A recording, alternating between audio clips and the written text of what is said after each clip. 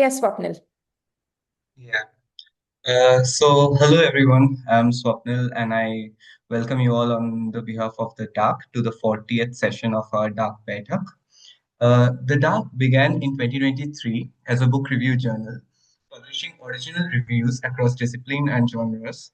From the start, we sought to reimagine the form of the book review itself, encouraging writing that moves beyond the summary to engage deeply and reflectively, creatively with the world a book opens up. Over time, we grew into a biannual academic journal that now includes reviews, explainers, commentaries, and research essays. Each issue is built around a central theme, bringing together diverse voices that explore the intersections across social sciences. Our double blind peer review process ensures rigorous, while our editorial approach values accessibility and creative thought. Beyond the journal, the Dark has grown into a vibrant collective. Through our reading groups, we meet every month to discuss a shared book, discovering new perspectives through conversation. So, the Dark Weekly, we publish personal essays, topical reflections, and explainers that extend our conversations into present moment.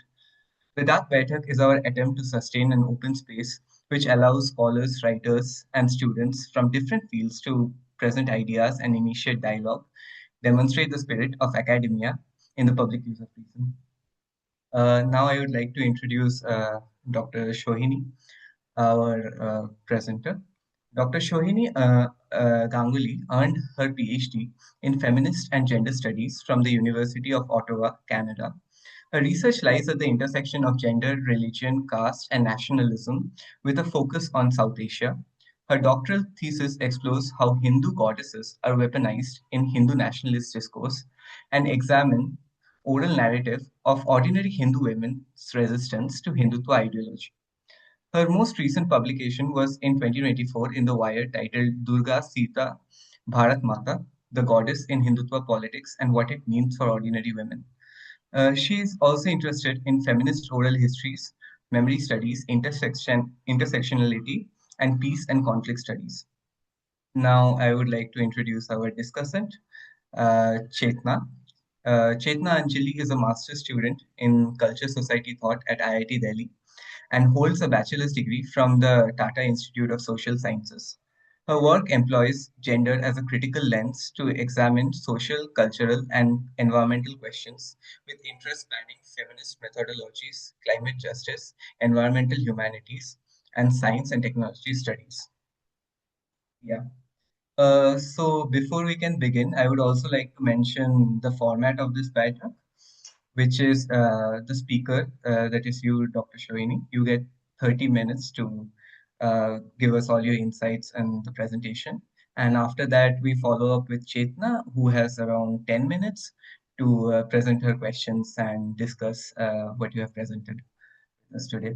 And after that, we open the floor up to our audience.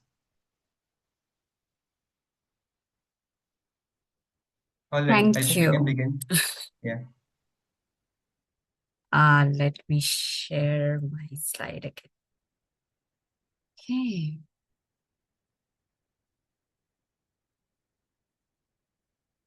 If you have trouble hearing me, let me know. Okay.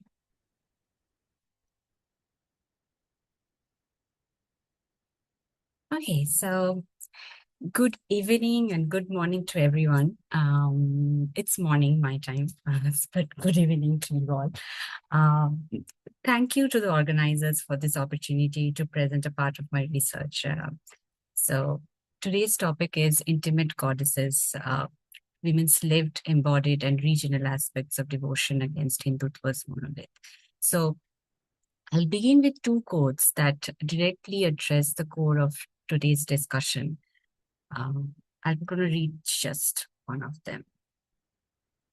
Okay, so I used to have like a personal chat with her because she's the goddess of music, which is, of course, so very important.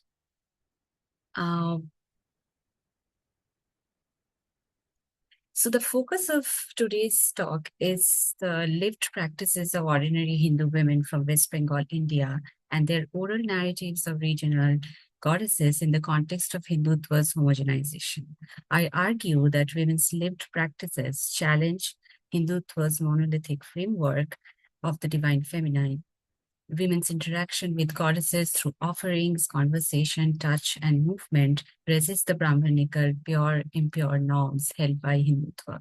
By centering women's accounts, I show how lived religion and regional goddess tradition functions as sites of resistance, pluralism, and women's religious authority. So let's move to Hindutva's homogenizing project.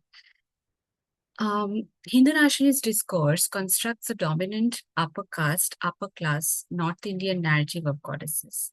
Within the framework of Hindutva, mainstream goddesses like Durga, Sita, Kali, and Bharat Mata are reconfigured and homogenized to conform to a Brahmanical patriarchal conception. These representations overlook the plurality of goddess tradition shaped by gender, caste, class, region, and ethnicity, and erase the perspectives of ordinary Hindu women and their lived religious practices that could challenge such narratives.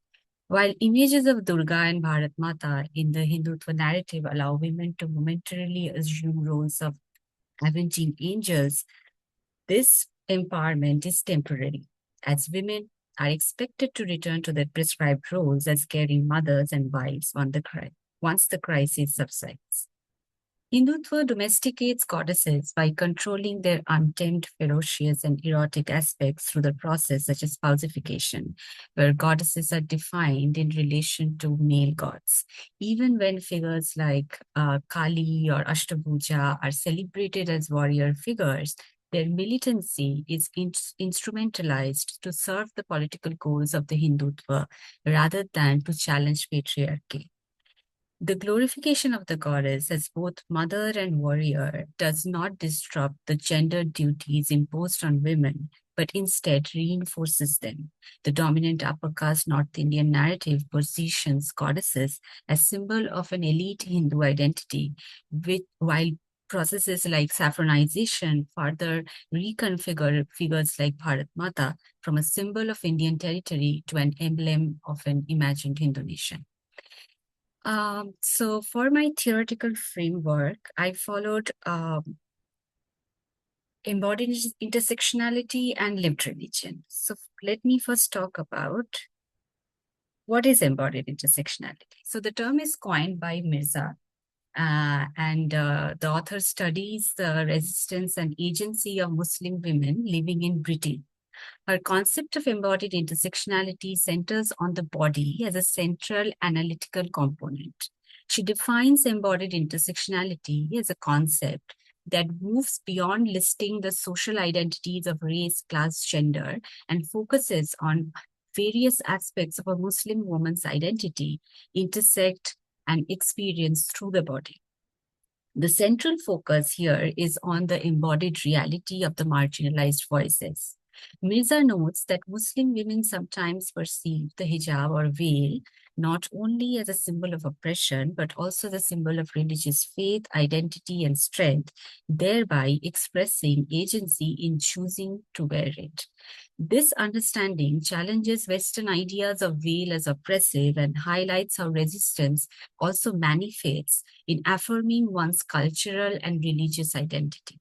The framework connects embodiment to everyday modes of women's worship, shifting attention from institutional to the experiential aspects of religion grounded in women's personal choice and autonomy.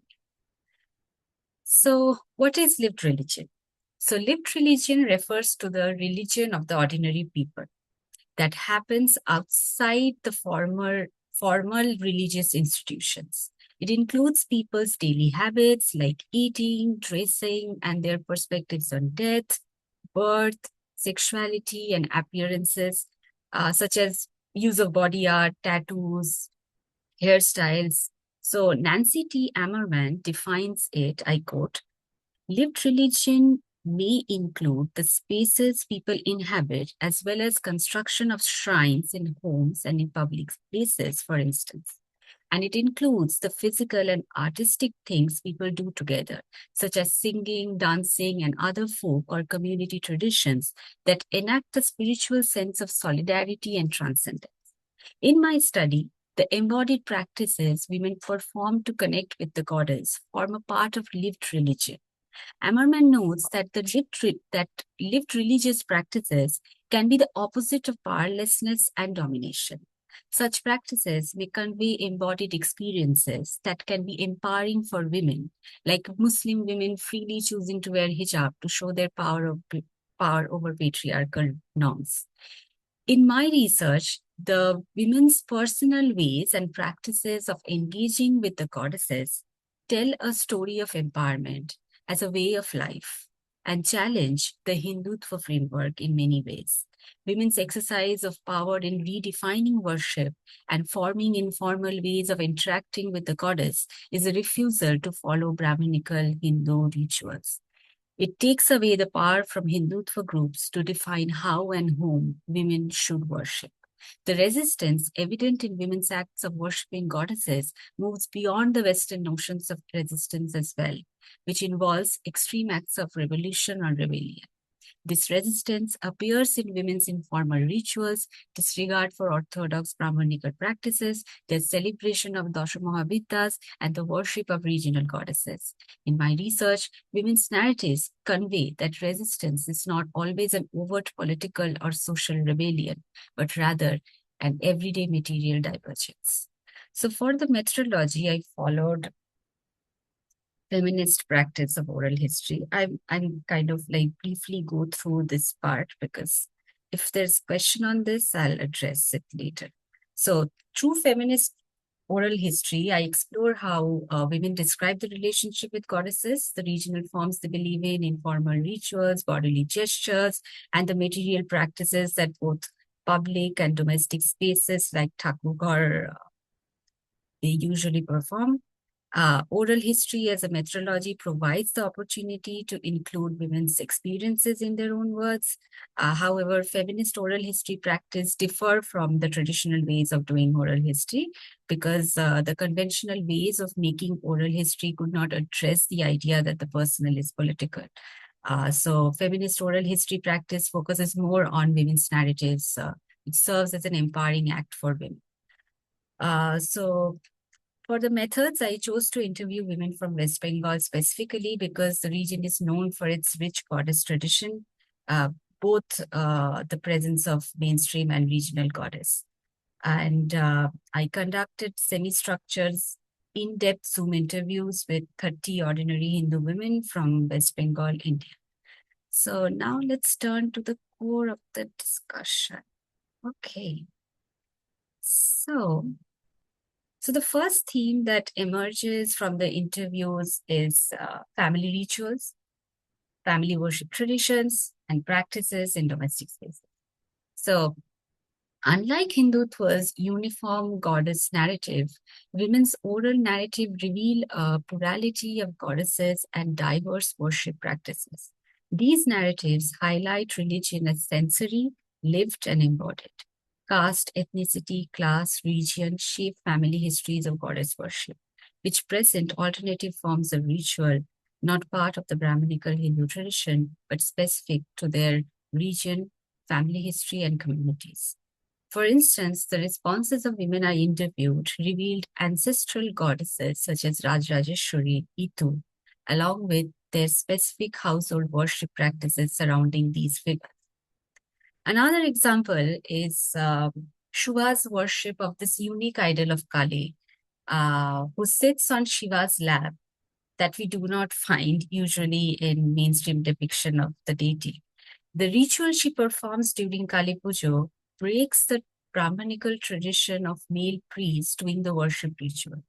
Shubha, like her mother, continues to do it on her own. Shuhana Sengupta, a journalist living in Kolkata, shared a distinctive way her family worships Lakshmi and Saraswati. Although her family is not religious, her father has a spiritual inclination but does not follow formal religious practices. They conduct the worship based on the ways they believe in. The narratives also showed how the stories passed down to them by previous generations introduced women to the goddess tradition. One thing that stands out is the presence of Thakur in Bengali households. where women interact and perform rituals. Thakur Ghar emerges as a gendered sacred space where women feed and converse with the goddess. It is a space where the goddess transforms from a distant deity to an intimate family figure. This brings us to the next section on informal ways of worship. So, women crafted a space of resistance against Hindutva framework and Brahmanical patriarchy by exercising their right to worship the goddess as they wished. Their resistance is expressed through their personal ways of defining their worship and connection with goddesses. Kobita, one of the participants, explained that she doesn't follow a set of time or formal ritual. Her relationship with the goddess is that for mother and daughter, free from rituals or formalities. Her view of the goddess as a mother is less about placing her in a traditional category of mother or warrior goddess and more about rejecting Brahmanical rituals. She is not directly criticizing the rigidity associated with worshipping goddesses. However, during the interview, her emphasis on words like choice and mood highlights her rejection of standard practices surrounding goddesses. Ammerman notes that lived religious practices performed in everyday life are not always labeled as religious by religious institutions or as part of broader cultural practices. However, they are defined as religious by those who practice them daily. For example, Stravoni, another participant, has a dedicated corner in her room where she practices meditation, focusing on the three eyes of the goddess, representing hell, heaven, and earth. For her, it is a ritual or a way to connect with the goddess. Ishita engages with the goddess through sadhana. For her, sadhana is a religious practice that involves activities such as yoga, chanting, meditation, during which her body experiences a sense of vibration in a deep meditative state, which she calls her mystical space. Suchitra Malakar, a woman in her mid-30s, and a professional classical dancer, experiences the goddess through her dancing. For her, dance is sadhana, a ritual, a medium through which she experiences the goddess's energy in her body. She feels this energy when portraying the goddess in a dancing act. Let's move to the purity and pollution. So, women's interaction with goddesses is shaped by everyday materiality like offerings, conversations, touch, movement that resist the aspects of purity and impurity and rigid gender norms attached to orthodox Brahmanical practices. Patriarchy is embedded in orthodox religious practices that impose a system of domination, which influences what women wear and imposes restrictions to ensure sexual purity of women's bodies. For example, in Orthodox Brahminical tradition, the concept of purity and impurity are linked to women's bodies. Women are considered impure or sinful because of menstruation and childbirth. In the Brahminical tradition, women are expected to perform ritual practices to attain a state of purity. So during the interviews, women challenged these ideas of impurity and taboo around women's bodies when discussing the Kamakha temple in Guwahati, India. This temple is one of the sacred Shakti Pithas dedicated to the goddess, questioning the traditional separation of purity and impurity in Orthodox Brahminical practices. It is believed that Chandi's yoni is worshipped in the temple. The temple hosts the festival called Ombubachi, which celebrates the menstrual cycle of the goddess and is regarded as a sacred ritual. Women participants viewed Ombubachi as a subversive ritual that challenges the idea that women's bodies are either pure or impure. 70-year-old widowed Kumari De lives alone in Kolkata. For her, religious practices haven't played a significant role in daily life. She finds a ritualistic aspect to be if she finds a ritualistic aspect to be patriarchal or orthodox, Kumari chooses not to follow it. Widows are generally expected to live a life of perpetual mourning for their husband, devoid of sexual pleasure, personal food preferences, or any material attachment. It is the aged widows who are tasked with maintaining the age-old values and customs and passing them on to the next generation. All of this is part of a Brahminical patriarchal system that views women as repositories of caste, sexual purity, and chastity. Also, often older women assume the roles of ascetics within the Hindutva movement, who are primarily responsible for preserving religious traditions and upholding the principle of the Hindutva movement. However, Kumari refuses to fall into any of these stereotypes of aging widows who live a religious life and serve as gatekeepers of tradition. Her refusal to submit to patriarchal gender norms, along with her indifference to orthodox ritualistic practices, underscores her rejection of Brahmanical patriarchy. Finally, let's move to the regional goddess portion. So, women depicted goddesses as local, inclusive, and regional figures. They address the goddess by their regional names, like calling Durga as Uma or Kali as Chandi, Tara, Dhumavati. They imagined the goddess as embodying a space for all emotions: rebellion, anger, disgust, vulnerability. Let me move to the next slide, which actually talks about that regional goddess worship. There are two quotes highlighting that aspect. So Ishita, one of the participants, referred to Devi Mahatma's representation of the goddess figure and how it portrays the goddess in a way that she can most easily relate to. The diversity is not only in terms of many versions of Chandi, whether it be Kali or Dhumavati, but also in terms of emotions such as disgust, anger, fear, disappointment, and happiness, since all these emotions are part of the goddess. Ishita highlighted the polarity in goddess imagery. The polarity speaks about plurality in God in terms of goddess representation, and also includes versions of the goddess that challenge Brahminical patriarchy and domestication of goddesses. Tara, Kali, Bhairavi, Dhumavati, Kamala are all part of the 10 goddesses known as the Dashamahavidyas, which form a part of the Shaktotantric tradition. The Dashamahavidyas challenge the ideas of purity and morality, present in orthodox Brahminical practices, and defy patriarchal standards of modesty and beauty. The diverse imagery, unruly appearance, and forms of Dashamahavidyas stand in stark contrast to the upper caste monolithic North Indian version of the goddess in Hindutva discourse. These figures negate the Hindutva framework not only in terms of casteist and elitist representations, but also in terms of appearance, challenging the young, beautiful, voluptuous, fair-skinned figure of goddesses in Hindutva.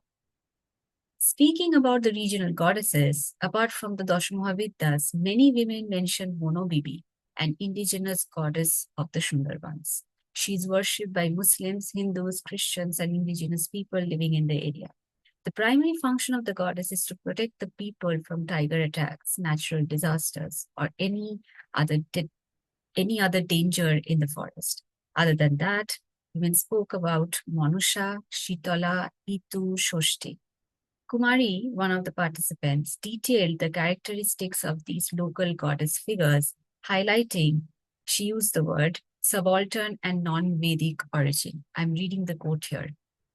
While Shoshti and Manusha are worshipped in individual household, Shitala Pujo is a community affair. On the Pujo days, people do not light the unun or the earthen oven in their homes, as the Devi should be treated with everything Shital or cold. None of these Devis is a Vedic god. They have a subaltern origin and no less revered than more established goddesses like Durga, Kali, Lakshmi, so on. Okay, so the key takeaways. The homogenization of goddesses in Hindutva raises the question of whether goddess imagery has always been domesticated, patriarchal, and stereotypical. However, the narratives of women's lived religious practices and active presence of multiple forms of goddesses prove otherwise. It is a direct challenge to the homogeneous Brahminical patriarchal notions of goddesses in Hindutva discourse. The narrative presents diversity of goddess forms and worship rituals, both plural and transgressive. All these practices the women performed, informal, lived, embodied, are crucial to understanding resistance and subversion of Brahmanical patriarchy and Hindutva framework. When women express their feelings of goddesses and their lived experience through their bodies, they break the orthodox Brahmanical Hindu tradition and patriarchal system that governs women's bodies and their freedom to express devotion. Women engaging in meditation, conversation, dancing, singing are not only redefining worship, but also narrating the multiple ways goddesses are present in everyday lives of women outside the Hindutva framework. Women created their own rituals and ways to communicate with the divine feminine, such as through sadhana or meditation. This also points to what Revati Krishnaswamy calls subversive spirituality when discussing the bhakti movement in India and the role of women bhakti poets, who, through their devotionalism, challenged patriarchal rituals and ideologies. Krishnaswamy notes that the bhakti or devotional movement in the 7th or the 8th century saw the emergence of women religious figures like Mahadevi Akka and Mirabai, resisting Brahmanical Hindu practices and the caste system in Indian society. These women bhakti saints acted against the traditional gender model of worship, crafting their own ways to worship gods and goddesses. The subversive spirituality applies to women like Ishita, Kovita, and Shuchitra as well, who define their own ways to connect with the goddess through dance, reading Devi Mahatma, or doing sadhana. Indian society and religious culture rely on a hierarchical caste system where male Brahmins have access to Vedic knowledge, while Shudras, untouchables, and women are restricted from hearing the Vedas or holding religious power. Texts like Manusmriti focus on women's role in Sri Dharma, which is considered the primary purpose of women's life. The women I interviewed demonstrated their resistance to these notions by not following traditional rituals and gender norms. They forged their own paths to reach the goddess. It reflects a subversive act where they assert their choice and power by creating a narrative of devotionalism separate from Hindutva's narrative of goddesses, which is rooted in caste, gender, class distinction. Finally, so to conclude, women's lived and embodied practices along with regional goddess forms in their narratives show that Hinduism is a plural, sensory, and deeply relational system and not fixed or homogenized. It showed that worship of goddesses is a personal and intimate affair. Everyday acts of devotion like touch, conversation, food, dance help women assert autonomy and shape their relationship with goddesses. These practices suggest subtle but strong disruption of Brahmanical patriarchy and Hindutva's monoculture. Lived religion also shows how ordinary women reimagine devotion and religious authority through informal worship of goddesses. I would end with this quote by Madhavi Mondol, one of the participants, and an advocate of anti-caste politics, where she critiques the homogenization and celebrates the plurality. So I'm reading from the quote. I would imagine that there is no singular homogeneous ideal goddess. I feel that is detrimental to the plurality of our nation state. And there should not be one singular imagination because that is not there in the first place. Thank you, everyone, and I welcome the question. Thank you so much. Yeah, thank you, Stop. Dr. Sohini. That was a interesting presentation, and I'm sure all of our participants will have a lot of questions. But before that, I would like to call Chetna to talk about Dr. Sohini's presentation and talk with her, discuss about it. Mm. Hello, hi. Thank you so much for having me. I'm very glad to be here.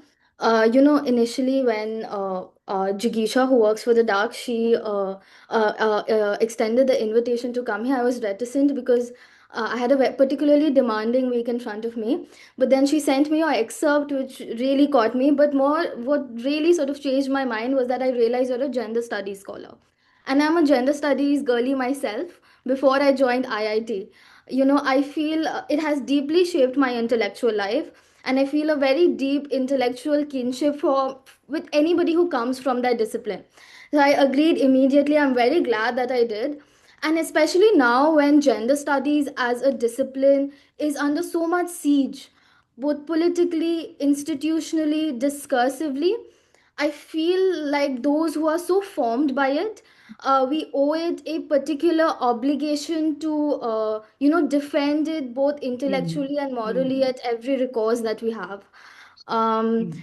so yeah, I'm very glad to be here. Your work is so important. We're so thankful for what you do, um, and thank you so much for your paper and your presentation. I really enjoyed it. Um, I think the paper largely deals with the question of how religion is being used in services of nationalistic projects around the world, and that is Mm, perhaps the defining intellectual and political challenge of our times, right? Because these questions don't only operate at a level of ideology, but also have mm, very material impacts on our lives, on how we live our everyday lives. And I think the paper contends with these issues. It contends with these issues within the very cultural specificities of India and makes a real contribution to it. I'll quickly talk about some of the things that I really liked both about your article and your presentation. So first and foremost, I what struck to me was the clarity of thought in your presentation as well as your paper, and as well as beautiful slides. I would like to mention. I have quickly come to realize that clarity has become one of those qualities that I value the most in academic writing.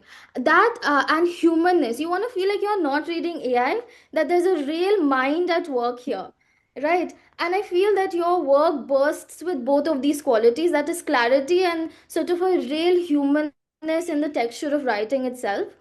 I think it really knows what it wants to argue.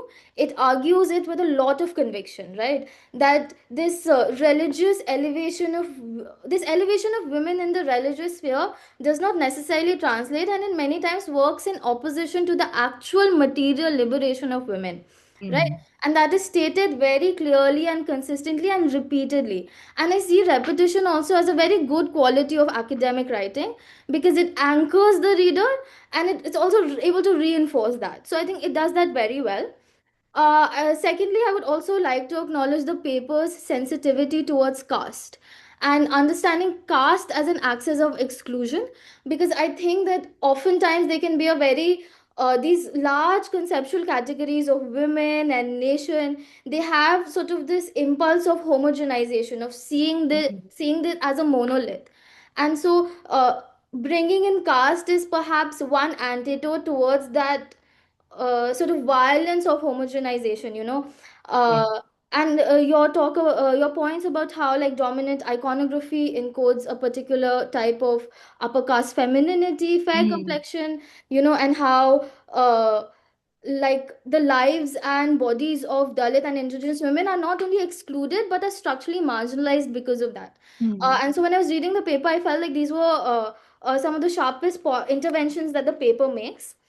Thirdly, I felt like what the paper also did very well was that it is able to critique Hindutva without giving it too much analytical space, like without centering it. It's able to decenter it while also critique it, right? To thank resist you. the temptation of ideology, because that so much work around this will give all the analytical space to Hindutva.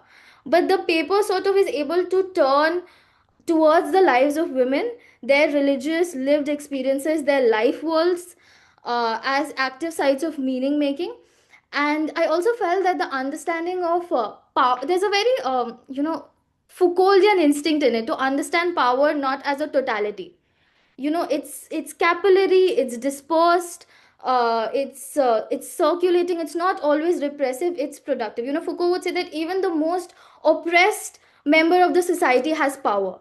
So in this sense, in the context of your paper, then even the most constrained subject of our society, so Mm, you mentioned widows for instance, even they have power to, they have the capacity to act both within and against these structures, because they are negotiating it, they are reinterpreting it, And they're able to carve out lives for themselves that are that these dominant structures can't quite saturate. So that sort of ideological texture that is there in the paper, I felt was I really appreciated that. And lastly, I like that the paper doesn't treat religion as universally oppressive, which is a particular kind of reduction that certain strands of liberal and left scholarship will be particularly susceptible to. Right? To recover the function of religion, and the work of Seba Mahmood, and also you were talking about it, we need to see religion as emancipatory spaces, not necessarily as oppressive spaces, spaces where women are able to assert their voice, their agency, their alternative selfhoods. And it becomes the structure through which they're also resisting this. So religion on one hand is being weaponized to dominate, to subjugate, but it's also the ground on which it's being used to resist it. So the mechanisms of oppression also becomes the ground for resistance, which is such, it complicates the idea of religion that we have, right? And that's particularly interesting. I have two questions for you, which are also my point, like points where I want to push you further to think about, and you can perhaps talk about if you've thought of it and what you think of it. So, firstly, I think my question is about the idea of resistance, right? The conceptual category of resistance, because your paper is very persuasively arguing that religious sites can function as sites of resistance to this Hindutva homogenization. But my question is resistance for whom and visible to whom? Because a lot of times these practices, they are private practices, they are intimate practices. They are never publicly articulated. They never enter political discourse. They never structurally challenge this very politically organized project of Hindutva. Right? It is resistance meaningfully, but does it become politically consequential? And then the more interesting question would be, can this become politically consequential? How can we move towards a sort of transformative theory about this? And also think the paper can make a distinction between practices that simply contain within itself a counter logic because they exist, but also and between practices that contain this counter logic against dominant narratives but are also doing something with it. Right. So is it so can sort of the lived experiences of women, can they sort of transcend the domestic and the intimate and sort of push back against this very state well organized ideological project, right? Also the idea of challenge, uh, it's a word that comes up so much in your work, but I would want to then go more deeper into that category and understand what are the pathways, to what effect, what are the arenas in which it is being challenged. So perhaps Hi delineating guys, those. just 1 second. I was just interrupting. We just have 1 more minute, so Dr. Sohini has to respond to. Please keep that in mind. Thank you. I'll Sorry to quickly cut you ask off. my last question then. That is largely it. I feel that you understood the question. I'll just ask my last question. So it is about feminist oral history. So when women are narrating these stories to you, they're of course deeply personal stories, how they live their religious lives. When we read this story, we are reading them as resistance. We are reading them as counter narratives to Hindutva.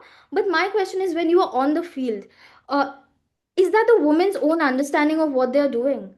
Because it can be our own interpretive lenses, our own sort of impulse, academic impulse that is at work here, and one that the woman might not themselves recognize, right? So there's often we can put political meaning within these subaltern practices, but are they actually reflecting the interior lives of these women?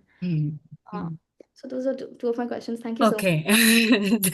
Two very loaded question, and thank you so much for your observation. I mean, it kind of directly addresses the whole research because I've only presented a part of my work, a very small part of my work that I did in my doctoral thesis.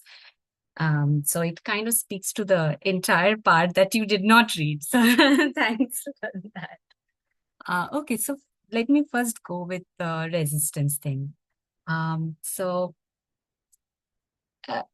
it was a critique to, in a broader way, to the global North narrative of resistance. So I want to put that in place because resistance can be in different ways. And I have to keep in mind that in Indian context, women are not, women have to face multiple levels of barrier, and that intersectional lens has to come in when you are reading resistance in women's narratives.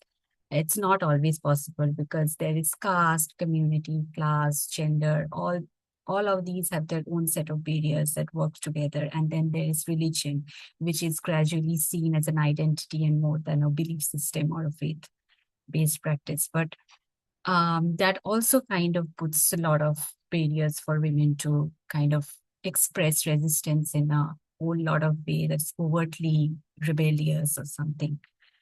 So I wanted to bring that discussion in. I don't remember the entire question. You see, I'm completely lost now.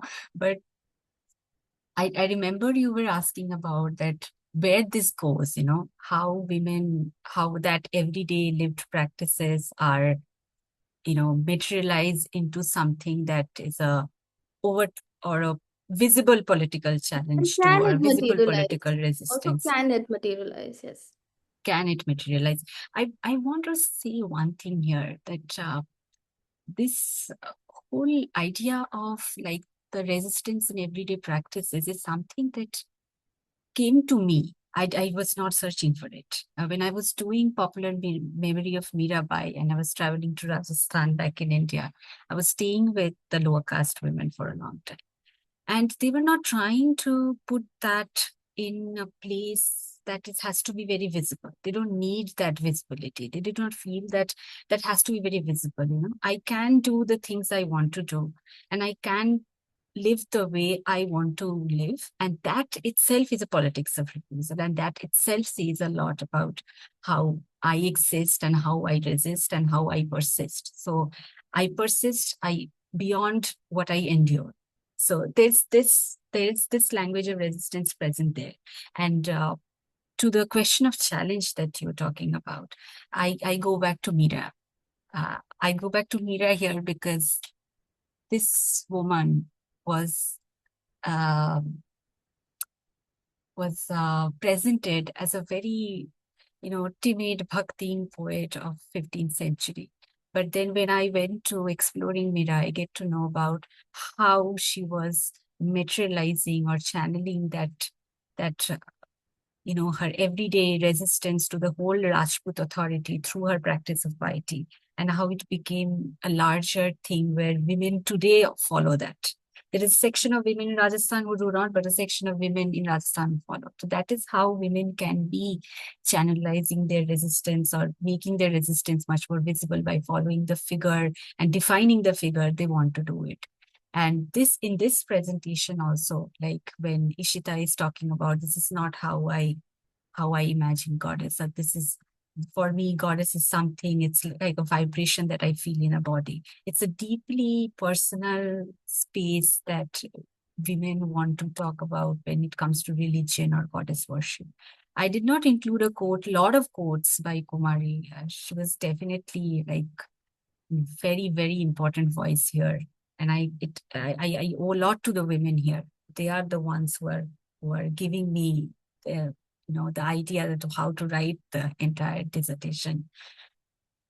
And she's the one who completely said to me that religion is very personal. Why you put that in politics? What I do, what I don't do, it's absolutely my personal affair. So you see, this is how it is. I mean, it doesn't have to be always a very visible thing, but it has to be something that you choose to do in your regular life. How you make it visible? When you bring out, like I am trying to do, making people aware of the voices that exist. Their stories exist. I'm not trying to give voice to these women, but their stories are not properly represented because a lot of these personal narratives are completely marginalized under a majoritarian rule of the present government. So how you bring these together? By writing in newspapers, by writing in as a op-ed or something where people can readily access that news or that article, not being restricted to the academic spaces where the readers, many, but academia has its own problems as well, own limitations as well, with access to, when it comes to access to knowledge. Do you make that knowledge accessible by writing in newspapers, in more accessible uh, tools that's easier for people to read and to know that the resistance parallelly exists when there is a uniform narrative of goddess. But women are breaking that narrative every day by living the way they want to live. So there's power there itself. So yeah. Yeah, Dr. Sohini, thank you so much for your comments. And I would like to thank Chetna for joining us today and her wonderful comments. Thank you, Chetna. Thank you, Sohini, so much. And Chetna, I want to say one thing that I kind of know your face somehow. I don't know how I know I your don't face. know why people First, are saying that to me my today. former supervisor, Dr. Dimple Mehta, is from TIS. Was from TIS. She's now in Australia, but I went to TIS a couple of times to give my exam and doing Which a lot of campus did other you go to? research things. Which, Maybe I've seen you in campus. which campus did you go to? Guys, really That sorry to Ch- uh, okay, that Chembur one. could we continue this conversation? Like, yeah, please, because we have to conclude soon, and I would like to give our audience a chance to present their questions as well. And I think we have one by Shuhash Sini in the chat box. Should I read it out? I think Yeah, could read you it can out. read it. Yeah. The question, Shuhashini I says, can read it out. Yeah. thank you for your presentation. I was curious about the class character of the women you interviewed. Did your findings differ across class groups or between rural and urban women? Also, Bengali, in quotes, in itself is a contested category. Could you elaborate how you define Bengali women for the purpose of your study? The class aspect, I did not say here. I did not have that space to talk more on the participant criteria for recruiting participant. But thank you for the question. Yes, I mainly interviewed women who are living in Kolkata. I know my research has a limitation. I also mentioned that in my dissertation, that the limitation is because it's a Zoom interview. One thing before I get into class, I want to say that initially I wanted this to happen in person. I wanted to travel to India and do my interviews, but because of the political situation, my supervisor and my members of my university suggested me not to, but to do the Zoom interviews instead, because it's, I mean, easier to do that in ways because we know what is happening. So because it's Zoom and because then the question of access to Wi-Fi, access to internet cafes, who have that, the whole economic perspective comes in. So I could not, I was not able to access a lot of women from rural areas, but I did access some of them who were talking about Bono PP, who were talking about who belong to the rural places, but then left their homes there and because of jobs staying in urban spaces. So I have lower caste voices here. I have Madhu Mandal. The names were all changed to maintain anonymity, but she was an anti-caste advocate for a long time. She is from a lower caste background.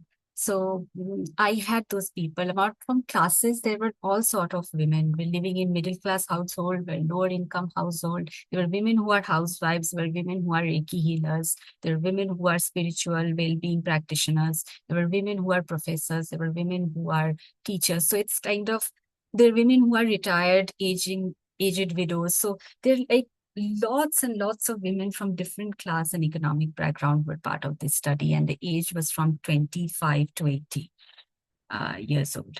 And Bengali, yes, I know it's a very difficult category. I did not try to, it's something I have to sleep on that idea for the moment because I don't have the right answer to that question.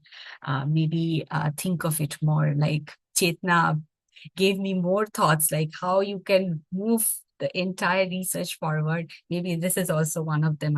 How I can extend my research forward and address these issues. Thank you for the questions, though. Yeah. Can we have some more questions, please? Uh, anyone? If you want to, you can type it in the chat box too. We are fine with that. Uh, if not, I'll ask a question if that's all right. Yeah. No, I was just wondering about, just to clarify, like it's more of a clarification than a question. And I think you sort of uh, said it in the abstract that you provided as well as in your research that the term that was used was North Indian Hindutva.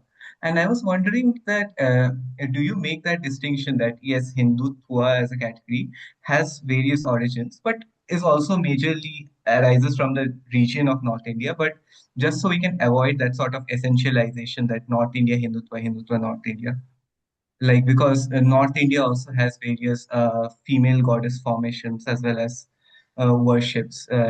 So yeah, I was just wondering about that. How do you sort of think of that formation? Swapnali, sorry, but I did not understand your question. Are you talking about why I use the word Hindutva and No, not North Indian Hindutva. North no, Indian it's the right? I'm talking about the North Indian depiction of the goddess in the narrative, not the North Right. Indian Hindutva. Hindutva as Right. such, I did not think of any specific. It's not a region specific thing for me. And Right. I specifically use the word Hindutva, not Hindu nationalism, because the women I was speaking to, they are the ones using that word. And they're the ones who are directly critiquing that framework. Yeah. No, I was So just it comes wondering, from that narrative yeah, if itself. there is a space for academic rigor and conceptual clarity that we don't end up essentializing Hindutva with North India because North India is itself a very diverse category. Yeah, absolutely. We should Yeah. not. And I do not try to do that at all in my work. When I say a North Indian upper class narrative, I am specifically talking about the North Indian. There is a North Indian model of goddess as well. Like there are many women whom it's all coming from the interviews, I tell you. There is a woman called Rakhi. Obviously name was changed. So she used to work in North India for a long time. And she said to me that, in North India, there is this very idea that all the goddesses that you see, there's a concept of Chaya Sita, which is specifically very popular in North Indian model.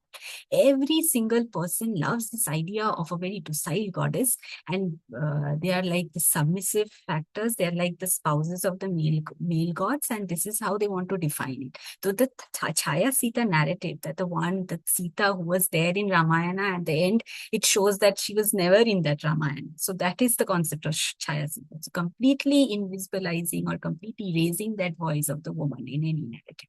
So that is something the North Indian model believed in. So this is something that I also see is a kind of a trend that Hindutva narrative also follows when it comes to Ashtapuja, Kali, Durga, Bharat Mata, Sita. Because whenever they are celebrating warrior figures, they're not really celebrating empowerment or ideas that challenge gender hierarchies or caste hierarchies. They want to keep that empowerment very restricted to their political goals, not going beyond. There's a beautiful documentary by Nidhi Pahuja. Yes, I remember. The World Before Her. She shows that how goddesses are being used by Durga Vahini and how they are being taught about weaponizing goddesses, weaponizing strength, and all of these are very limited ideas of empowerment and of, ultimately there is submission to something, to either to the models of Hindutva or to ideas of patriarchy, like maintaining all the family duties and gender practices that are essentially makes you a woman. Yeah. Thank you so much. Yeah, that was a great answer. Thank you, Swapnil, for the Yeah. question. Do we have any more questions before we can conclude today's session? Please feel free.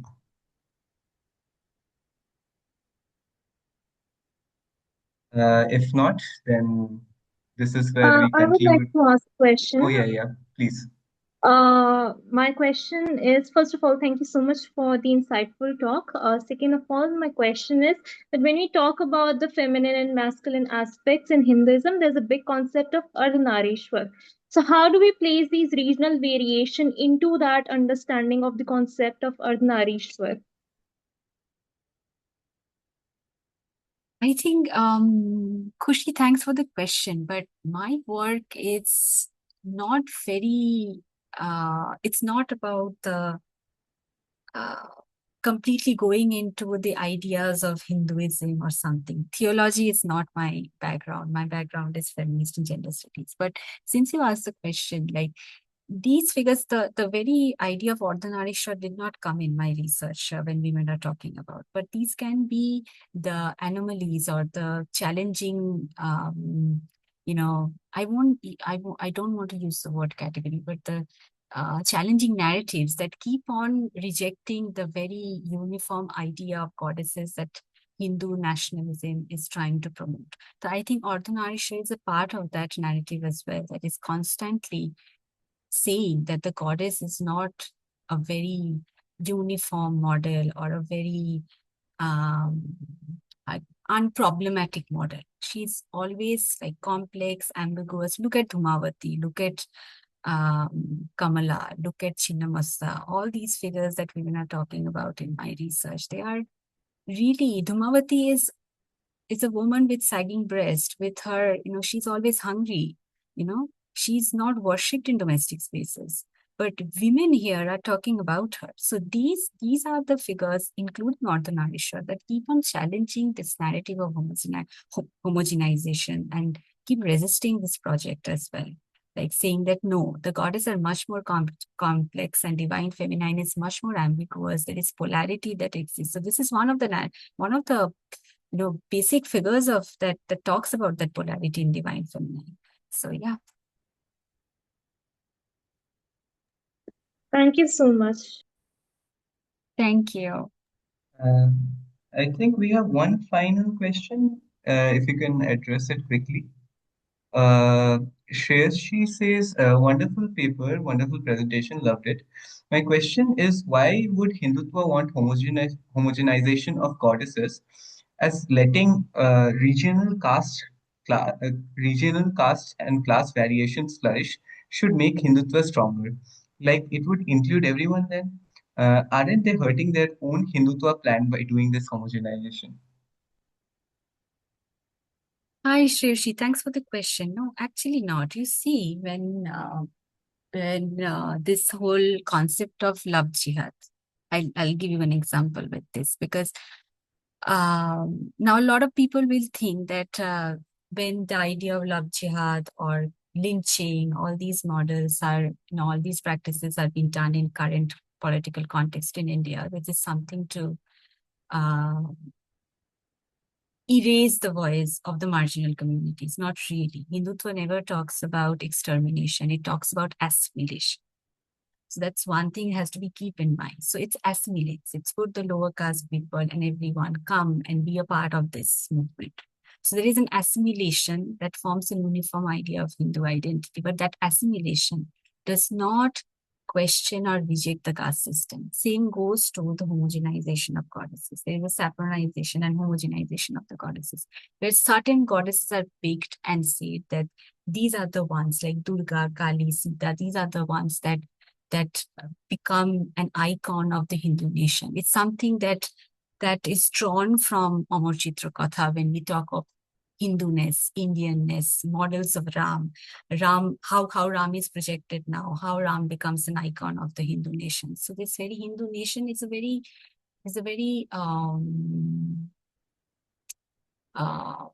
project-based idea of that movement only. Because our nation, as a nation state, we are very plural and we have diverse ethnicities, a lot of things working together. But to bring that idea of nation state into fruition, you need some logic, like you need to homogenize religion as well. That is why at the end of my conclusion, we're talking about religion is sensory, religion is plural, religion is relational. It is not a uniform monolithic ideology, not follow into the monoculture that Hindutva politics is trying to promote. I hope I'm able to answer that question, but homogenization is always a very easy way to bring the population together and erase out that at all in India we have caste system or we have gender hierarchy or anything. It's easy way to say we have nothing. See, we are all together. We are all in that.